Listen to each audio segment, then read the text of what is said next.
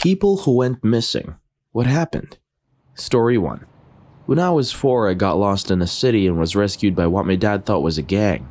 We had dinner in Chinatown with another family, 5 kids in all. Crossing the street after dinner, we were holding hands in a big chain. My older sibling let go. When the light changed and everyone crossed, I stayed on the sidewalk. I was looking through a window into a barber shop where some huge guy was having his head shaved. I can still picture the scene. When I finally looked around, everyone was gone. I started to cry. A group of teenagers approached and asked if I was lost. I said yes. A tall kid hoisted me into his shoulders and started down the block. Other kids split up and went in different directions. We rounded a corner and I saw my dad. He turned white and ran toward us. The kid lowered me to the ground. A few other kids were there. They stood around awkwardly while the tall kid explained what happened to my dad. My dad, not a demonstrative guy, flung himself at the kid and hugged him. My mom appeared and picked me up.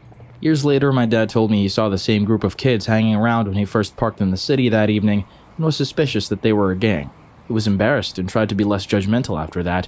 Wish I could thank those guys. This was a long time ago. Story 2.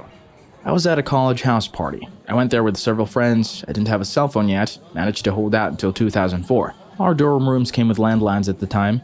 I ended up going home with a guy and hooking up with him. Woke up the next day, checked my email on his computer, and found a ton of frantic emails from my friends. They actually thought that I'd been abducted, beat, or killed myself. I was very depressed at the time. They filed a missing person report on me with campus security, and several friends were searching for me in the woods. Story 3. I was hiking to see the volcanic eruption back in 2010, the one before all the grounded flights. On the way back, I got separated from my group. We were about 8 to 10, one of which was a very good friend of mine. Anyway, I tend to walk pretty fast, especially on my way down a mountain. This was in March in Iceland, so it gets dark pretty soon and fast. Unfortunately for me, I didn't have a torch on me, and in maybe half an hour everything went pitch black. I had chosen to walk the same path as the one I went up. This was extremely stupid of me as that path was about 5 meters away from a 15-meter drop into a canyon. Not only that, but the path was beside a waterfall. Waterfalls tend to have a lot of mist coming from them. Said mist goes into the path, and because this is March in Iceland, and on a mountain, it's about -5 degrees Celsius without wind chill. That mist turns to basically an ice skating rink at a 45-degree angle. That was an experience. I had been lost for about 5 hours. I didn't turn up until I got down from the mountain, but I was one of those 20 that got lost that Saturday, 2 of whom died. Icelandic SAR groups were quite busy at the time. Story 4. My high school American football team had an away game in a somewhat sketchy city. The bus took the team back to high school afterward. I was too young to drive and I was grounded and had my phone taken away. I waited at the school for an hour and a half, but my parents never came to pick me up, so I started the 4-mile walk back to my house carrying all my pads and school books. While I was walking back, my mom showed up and I wasn't there. She panicked and found the coach and told him. My coach sent a group text to the entire team asking if anyone knew where I was. Came to school the next day and everyone thought I had missed the bus and gone lost. It ended up being a team joke for the rest of the year. Bonus, my parents never took my phone away again. My mom was visiting my dad in the hospital. However, she neglected to tell me that she was going to visit him or might be late picking me up. Yes, I could have probably asked my coach to call her, but somewhere in my conniving teenage mind, I must have wanted to punish my mom for taking my phone away. Story 5. It was winter break of my freshman year of college. I just gotten dumped, I was depressed, and I just wanted to be alone. I had a decent amount of money, so I rented an extended stay hotel room for 2 weeks.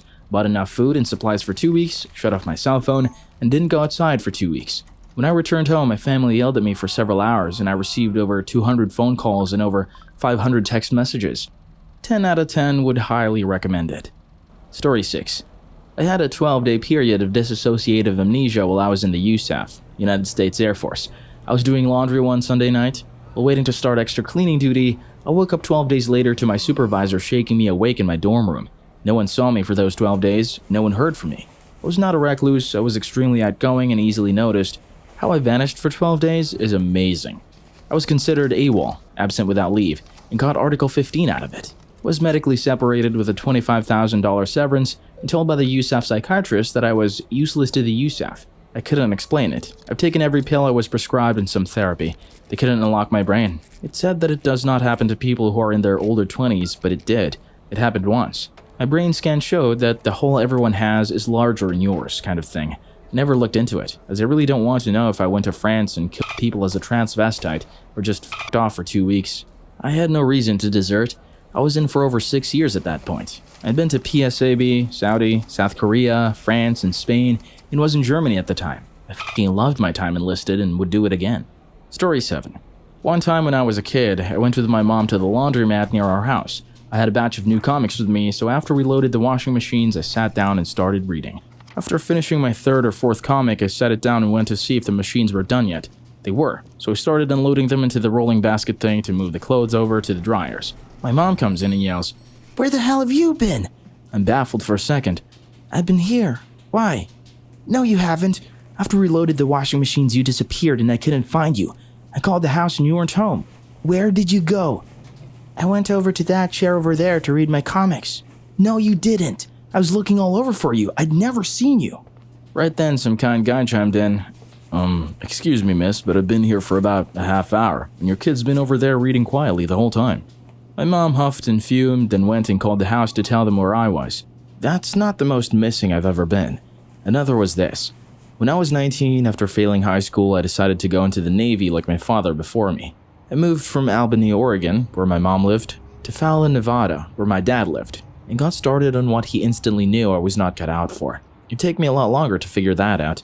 Within my first weeks of arriving there, I got a job at McDonald's and started the recruitment process. Sadly, my recruiter was a fucking moron. He decided that rather than filing paperwork for getting a GED, General Equivalency Diploma, we should file for me to attend high school, while I instead pursued a GED so I'd have more time than I needed for shipping out. The closest MEPS, Military Entrance Processing Station, where recruits are processed and evaluated, was in Sacramento, California. So I was driven there and put up for a night in the local Howard Johnson's with some other guy. We were supposed to get a wake-up call at 5 or 6 a.m. to get ready. We did not get that call, so we ended up waking at around 11-ish. We went downstairs and had the front desk call the MEPS to let them know that we needed a ride.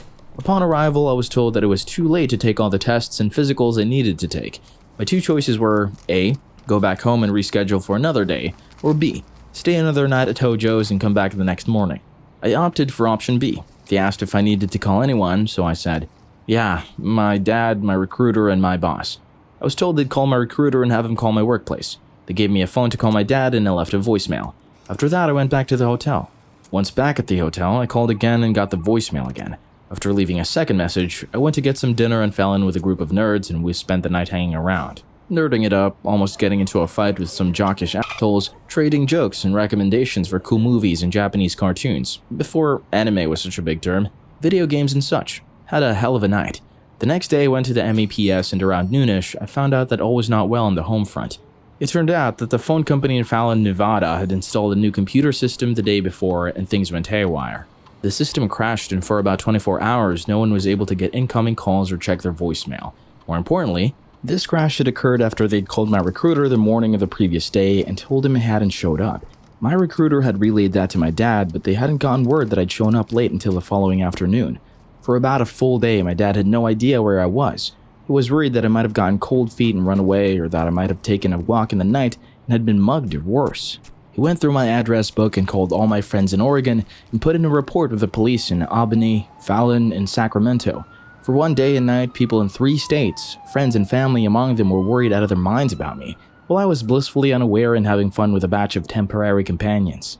That was my first of half a dozen different trips to Sacramento. Other problems came along, but those are stories for another time. Story 8.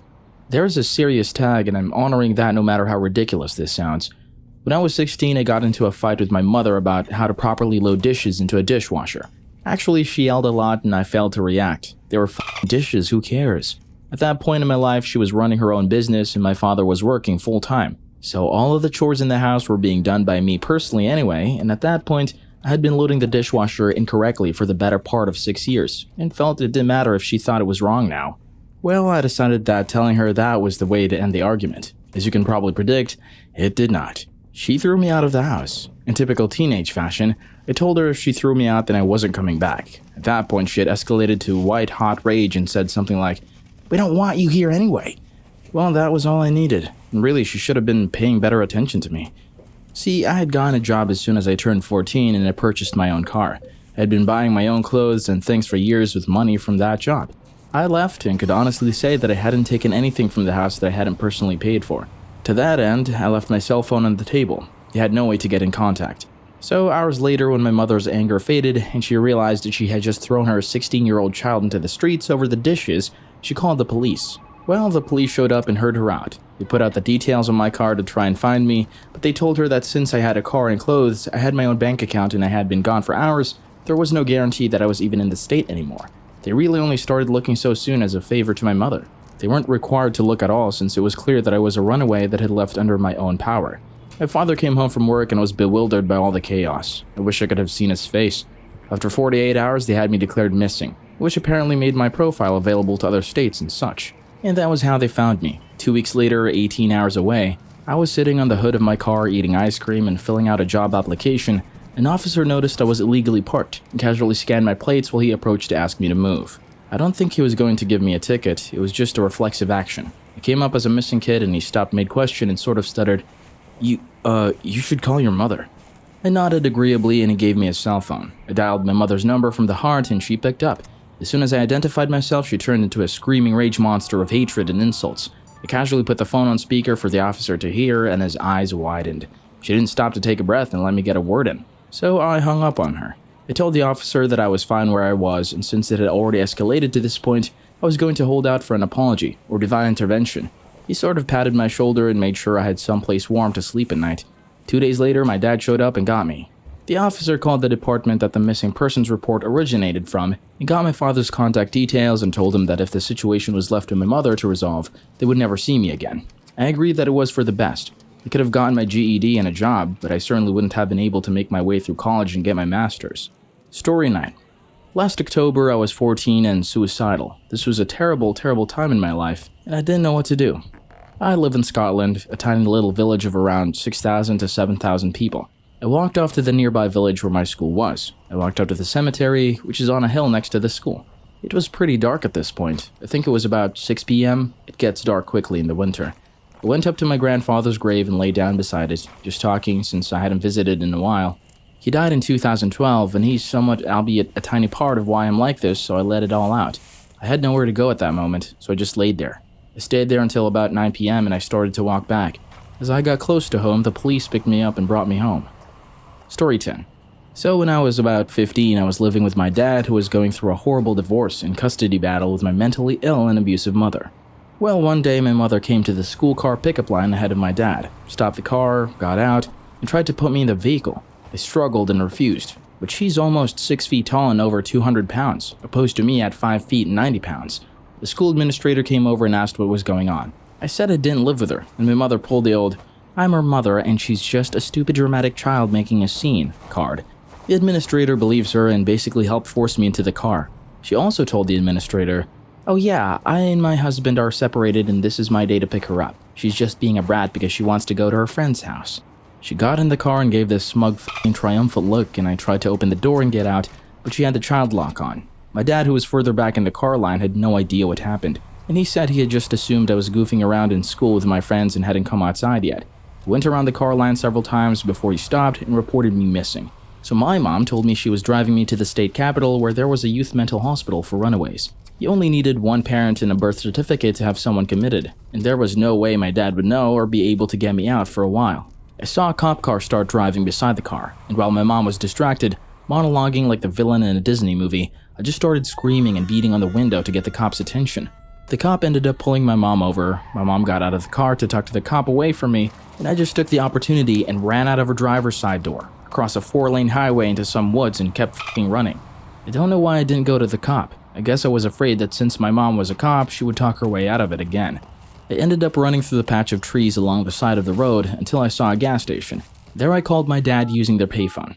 He drove all the way out there to pick me up while I hid nearby in the trees because I refused to trust anyone. She also pulled other crazy shit that year. She broke into my dad's while I was inside the house, violating the restraining order I had on her. I ended up climbing onto the roof and calling the cops. She also gave a fake name and a fake license. She also went to my new school and claimed to be a massage therapist giving free massages to teachers. She found out who my teachers were and coerced information about me from them to try and snatch me again. I'm a grown-ass woman now, and I still deal with stalking, threats, and general insanity from a woman I haven't talked to in almost a decade on a regular basis. Story 11. I drank too much, left my buddy's house to get my phone out of his car, woke up several hours later with about 5 cops standing on me yelling at me to quit resisting. Turns out I had wandered through 2 gates, a front porch, and into his neighbor's basement. When the cops showed up, I was snuggling with his neighbor's 2 Rottweilers on the basement floor. Reminds me of Lethal Weapon 3 now. They said I was lucky they didn't eat me. I was also lucky I didn't get shot. This took place in a small town near East St. Louis, a pretty rough neighborhood. I was arrested for felony breaking and entering. Luckily, the cops ended up being cool and understanding. My buddy's elderly neighbors were just freaked out by a drunk, naked white guy sleeping with their dogs in their basement. My buddies had no idea where I was until the next afternoon when I called him from jail. Luckily, he was a good dude and bailed me out.